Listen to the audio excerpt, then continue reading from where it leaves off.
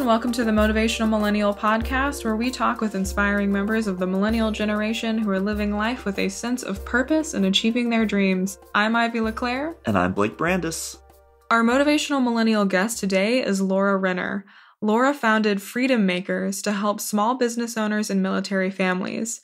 As a small business owner herself, she understands the stress and challenges that come with being a business owner and also understands the difficulties that military spouses have in building a career. Laura graduated from the U.S. Air Force Academy. She served as a public affairs officer before leaving the Air Force to earn an international MBA from the University of Chicago. She has worked for over 15 years in foreign and public relations, education, and human resources. Welcome to the show. Thanks for having me. We're glad to have you. We'd love to know more about what you're up to now and why you're so passionate about it. Sure. Well, I think the name kind of says it all.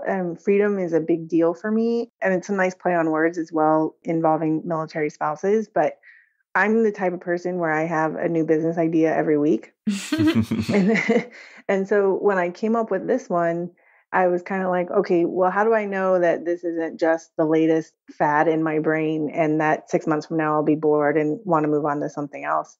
And so I really sat down and thought about it, and I had to make sure I knew that what I was willing to commit to it, basically, because I didn't want to start it and leave people hanging kind of thing. And so it hit me that it had to do with freedom. And so I designed the whole business around that principle. And so for our clients, we don't have minimum hours or annual contracts or anything like that. And for the spouses, they get to work from home and choose their own hours and stuff like that. But also, I never assign work to them. They get to choose the kind of work they want to do. Mm-hmm. And so that's the freedom for them. And then for me, I set it up so that it's completely virtual, so I can travel anywhere I want and still run the business, which was a big deal for me. Yeah. So what's important to you about freedom? Good question. I think I equate freedom with not being trapped. Mm-hmm. I don't know. I just have this thing about where I don't want to be trapped ever. And maybe that's not healthy in some ways, but in other ways, that's what really drives me. And that came from my mom had a very toxic work relationship or work environment. And she was, unskilled labor, and her job opportunities were limited. And so there were times where she was so stressed at work, and I'd say, well, why don't you just go find another job? And she would say, I can't, because I would lose my health insurance. And to me, that really sunk in with me, that I never want to be in a situation where it would be better for me to leave, but I can't. I don't know. That just kind of drove everything. So I don't like being quote unquote, forced or stuck in a job that is not healthy. A good job is a good job, right? But an unhealthy job or whatnot. But also, I think just being a military brat, we traveled a lot. And so I like being everywhere. And how was the experience for you really valuing freedom and also being in the Air Force, which I'd imagine is very structured existence? Yeah, good question. It was a little bit tough for me, but at the same time, having grown up in a strict household, it wasn't that tough. My dad was a drill sergeant in the Army, so I was kind of used to that style. And my mom was very much like that as well. But at the same time, it was tough. I did kind of struggle to fit in with that. Luckily, I never got in trouble, but I would kind of lose my temper when I felt like someone was being too strict or just kind of in my face or whatnot. Basic training was easy because I knew that's how it was supposed to be. But later on, when you're in a working environment and someone, gets in your face, I'm like, whoa, chill out, Yeah. But at the same time, I think because I grew up in such a strict household, if I hadn't got into military, I think I would have gone maybe a little too wild. And so it was kind of a good structure for me to explore my free spirit. And you mentioned that you had always had a lot of business ideas, and with Freedom Makers, it felt like one that you could really commit to. Was there a process that you went through for deciding this is the one that I really want to stick with? What was the whole process like for you? So during that time, I was going through a lot of coaching, and, I was constantly being quote unquote coached that I needed to focus. And since then, I've just come to realize that I'm a multi-passionate person. And I can focus, but it's not in the way that everyone else thinks you should focus. You know what I mean?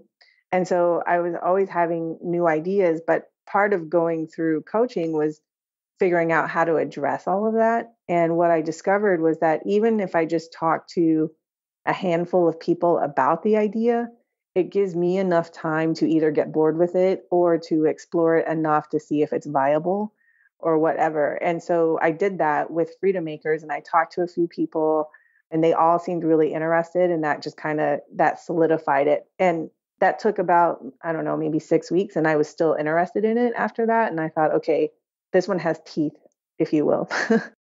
I really love the word multi-passionate. Yeah. Like that you said they're a multi-passionate it's like you hear multifaceted or something, but multi-passionate, it's so good, and it's such a great way to describe how a lot of us feel, I imagine, especially as millennials.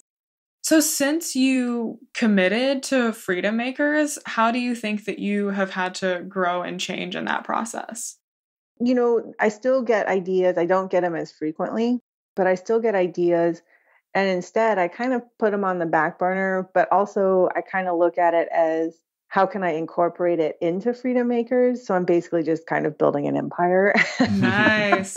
So like a conglomerate, if you will. So right now we're still doing virtual assistants, but I have all these ideas in the background that when we're ready, we can launch, and basically a Freedom Maker could launch it, or, you know, working with me to launch it so that I'm not doing all the work myself. So that kind of gives me hope, you know, where it's not like, oh, that's a good idea and I really want to do it. Am I ever going to be able to do it? Now it's more like, okay, we'll do it, but we'll do it when we get there, kind of thing. And the other thing I think has been really embracing my quirkiness, the multi-passion and things like that, where just embracing it and not beating myself up about it. Because, you know, when you're going through coaching, right, and they're supposed to be helping you find your better self, and they're gently nudging you toward quote unquote focus. And it's like, well, that's not how I operate. I have lots of ideas and lots of passions or interests that I am capable of doing, you know, multiple at once, not all at once, but maybe multiple at once.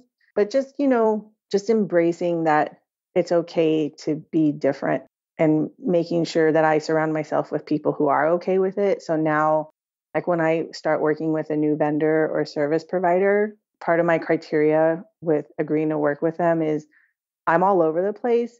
And one, you have to be okay with that. And two, you have to be able to keep up. And so, you know, like I've had service providers who either they could keep up, but they would always be like, why are you doing it that way? And I'm like, I don't have time to justify myself to you. I just got to do it. You know what I mean? And I need you to be okay with it. Or they didn't get it. And so I constantly was having to explain myself over and over and over, which is just a waste of time. And it's not like I'm moving at 100 miles an hour, but I just don't like having to explain myself over and over. And so, yeah, so I'd say that's probably something that I've grown through. Yeah, and I think establishing those shared values and healthy expectations at the beginning of a working relationship is so important for making it a win-win for both parties. And I'm really glad to hear that that's something you've learned and that you're telling people up front, because then they can make the decision, right? They have the informed power to say, yes, like that sounds great. I'm totally on board with that. And we'll keep up and we'll adapt and we're not going to, you know, second guess everything you're doing. Or they can be like, actually, we need to control everything. So this isn't a great fit for us. Right. And it's like, and it's no problem. Like if they say, no, that's not a fit for us. Okay. No big deal. I'm glad we discussed it up front, you know? Exactly. And I'm wondering, on your journey, what has been a major challenge that you have personally faced? I think a big one for me has been self-confidence. I grew up with a mom who, like, it was hard for me to ever do anything that was good enough for her. That's how I interpreted it, you know? And so then I just became a thing in life where I would start down the path to greatness. You know, I say that with sarcasm, but you know, this amazing path. And then I would just stop short. And I did it. I would stop short. And so then I just felt like I was never really accomplishing what I could accomplish. And part of it was this, you know, this thing in the back of my mind of, well, I can't accomplish it because I'm not good enough to accomplish it. And so one, recognizing that that's what was going on. And then two, working through it. You know, I did go to some therapy and of course the coaching And then I just had a heart to heart with my brother about it. He and I are really close. And so now, it's just one of those things where I don't worry about what's further down the path. I just focus on what do I need to do today. Well, that's what I try to do to kind of, not have the self-sabotage come into play. And that's been probably a big thing that I've overcome in the last year or so. Yeah, that's great, and that you have that perspective of like focusing on the now. I know, for me, self-sabotage is something that comes up too. It's like, yeah, there's something about when you get like really close to like the actual realization of a goal or dream, it can be like, oh my gosh, like I'm almost there's all this pressure, and that's like, okay, the fear of failing kind of keeps you from playing at all, Yeah, so I totally resonate with what you're saying. So Laura, what advice would you give to millennials who are also on this path towards success and fulfillment? Yeah, so my advice would be figure out what you want to do and how you want to do it, and just do it that way. And don't worry about what you think others think about how you should do it or what you should be doing. For example, I came out of business school and I just had this image that everyone went to work for a big bank, a big consulting firm, or started a business that they sold for tens of millions of dollars to Google. And so for me to have my little micro business, I was like, oh my gosh, I can't show my face to my classmates kind of thing.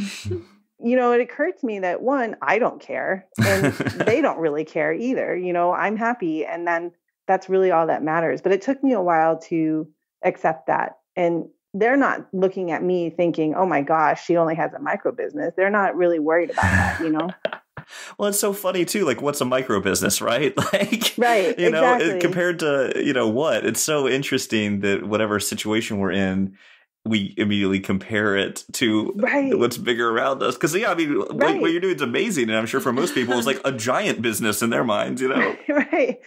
And we create these things in our heads, these rules, if you will, in our heads, but we created them, but we think they're real. And so that's what I mean is figure out what rules you want to follow and just follow those rules. And, of course, legal, right? Stay within legal bounds. Right. Your personal rules. Yeah. Right. Here's a more tangible example, I guess. I cannot stand eggs. I don't like any type of egg in any format, chicken eggs, right? Like any type. But brunch in California, every menu item is eggs. But people are like, how can you like brunch? And I say, well, I love brunch, but I don't have a problem ordering a hamburger. And I remember I was at brunch with a friend and she's like, is this one okay? Because everything on the menu is eggs. And I said, yeah, no problem. I'm just going to get a burger. She's like, you're going to get a burger for brunch? And I'm like, why not? It doesn't matter. You know what I mean? And so just that idea of what you're supposed to eat for brunch or for breakfast is a self-created rule. Oh, and it's such a good example, too, because how many things in our lives are like that, right? Exactly. Like, why do we eat cereal for breakfast? Mostly it's because of some marketing campaign that happened maybe 50 years ago, but we just assume that's the way it has to be. Yeah, I eat spinach for breakfast. That might be crazy to most people, but it's like, yeah, there you go. Exactly. Yeah, so that's my advice is figure out the rules you want to follow and screw the rest of the rules. So what is an example of a rule that you put on yourself, like that was like a limiting belief that you had to be aware of and then shift? Aside from brunch? I'm just kidding. Yeah. I think a big one is being a virtual business. I don't have an address. I mean, I have a mailbox for my business, but otherwise, I don't have an address. And sometimes, when you talk to, it's mostly been sort of in dealing with big business or government contracts when they're like, well, we want to support a local business, so you need a physical address. I'm like, my mailbox doesn't work. And I see, to their point, what stops a non-local business from just having a mailbox in Oakland in order to say that they're a local business, And so, but it's just one of those things where because I don't have a physical address, sometimes it's harder to do business. And I used to sort of beat myself up about it. And finally I'm like, no, I don't need a physical address. And I'm okay with that. And I need to be okay with that. So when people question me about it, I can just stand firm and be like, no, I have a virtual business and that's how I do it. And if you're not okay with that, okay, no big deal, Yeah, and the customers who are right for you are going to say, we don't care if she has a brick and mortar location. Does her business get the results that we want? Exactly. I think that is a big shift for millennials, especially. That millennials are more often focused on the outcome than the process. Right. So, we don't necessarily care how you do it. And likewise, like, we don't like to be micromanaged as much because what does it matter if I do this job by the beach or by the pool or wherever? It's like, right. If it gets done, it gets done. Exactly. So what kind of challenges do you find that members of the millennial generation are facing? Because I'm guessing also some of the military spouses that you're working with who are the virtual assistants are also millennials. They are. I think there's a changing relationship between the employers and employees. And you see that most clearly in the gig economy or sharing economy, where people aren't wanting to be employees. They're wanting to be contractors where they set their own hours. And in some cases, depending on the type of gig, set their own rates. And as you were saying, like, why do I have to work in an office? Why can't I do this next to the pool or go surfing in the afternoon and then do the work in the evening kind of thing? And so we're seeing that shift, I think, in the employer-employee relationship where the current laws aren't necessarily equipped to handle that. And, it goes back to that theme of freedom. Like, I think we want more freedom with our work schedule and with how we do the work and when we do the work and things like that. And we're demanding that. And I would say the employers are responding, maybe not as quickly, but some of them are. But the laws are even more slowly responding. And therefore, it's not really matching. And so I think we're going to see even more friction going forward as we iron out the relationship and how it should be viewed on paper, basically, and from a legal standpoint. And for the spouses, we tend to honor that, right? Like they get to choose the work they want to do. They get to work from home and choose their own hours. And we basically, the way we set it up for them is when we announce the opportunity, we say, the expected hours per week or per month or whatnot. But we also try to make it clear, like, do they need to be available during the client's business hours or not? And I've noticed that they tend to choose what projects or what opportunities they want to go after based on their life, particularly if they have kids. And some tend to view it as, well, I will work when my kids are at school or when they're asleep, or if I can take them to daycare. Some were like, no, they're going to sit right next to me while I work. And you need to be okay with that, with them cooing on the phone kind of thing. Like if they're screaming, of course, that's an issue, but just in the background or whatnot, you know what I mean? And I've noticed that, and this is purely anecdotal, so I don't know how the data compares, but it just seems like older generation, like maybe baby boomer or the older Gen X, they are more upset if there's a kid in the background, whereas some of the millennials are like, no, you're a mom, you got to balance your kid with your work. I get it. You know what I mean? And that's purely anecdotal. I don't know the data behind it, but that's just how I perceive it. It just seems like some of the millennial mothers are more open to having their kids around them while they're working. And some aren't, but some are. And anyway, that's kind of a winding answer to say that I've noticed that they vary on how they choose to work with their kids around or not around. Yeah, and I think part of that goes to changing views of professionalism and, like you said, an increasingly virtual workforce. And it does, I think, often just depend on what is the outcome. Like, yeah, if you're just having an internal strategy session and there's a kid floating around, that's one thing. If you're having a business presentation, you might want it to be more silent and focused around. Right. But yeah, no, that's a really interesting perspective. Yeah, like with me, and I think maybe it's because I'm an aunt too. If I'm talking to a freedom maker and their kid's in the background, I start talking to the kid and just playing with the kid. You know what I mean? I'm like, they just want a little bit of attention. And then we go back to what we're talking about, And I was actually talking with a realtor who's not affiliated with my business, but she's also millennial. And she had her kid on the phone. And same thing, I started talking to the kid, and because to me, that's, you don't just put your kids away when you have a phone call, you know what I mean? And she told me she takes her kid to open houses and things like that. But yeah, to your point though, when you're having to do something where you have to be hyper focused, then maybe you do want to not have the kid in the background or not. It just depends. Yeah, it makes me think too of the changing beliefs and perception of women and women's roles, because Right. it's like really acknowledging that oftentimes women are being asked to do both things. I mean, I've noticed that in a lot of women's networking groups that, where they're entrepreneurs, and it's not everyone, but that seems to be a consistent pattern where they are running their business and they're also the one that has to be in charge of the household and the children. Right. And so, yeah, it's like with the millennials, it seems like there's just because of the way that, feminism and things like that is being approached now a little bit differently. So I can see how that would be related as well. Right. And I think the military is still structured where it's very time consuming, like all consuming, if you will, for the active duty person. Mm-hmm. And just by nature of numbers, they tend to be mostly men. Well, I should say this. The freedom makers tend to be mostly women. We do have a couple men on the team, but it just seems that if I remember correctly, something like I think 13% of the active duty military are women. And just anecdotally, it seems like most active duty women marry other active duty. So therefore, most civilian spouses tend to be women. Mm-hmm. But that's just an anecdotal, I haven't seen that actual data, but just my perception, it seems to be that way.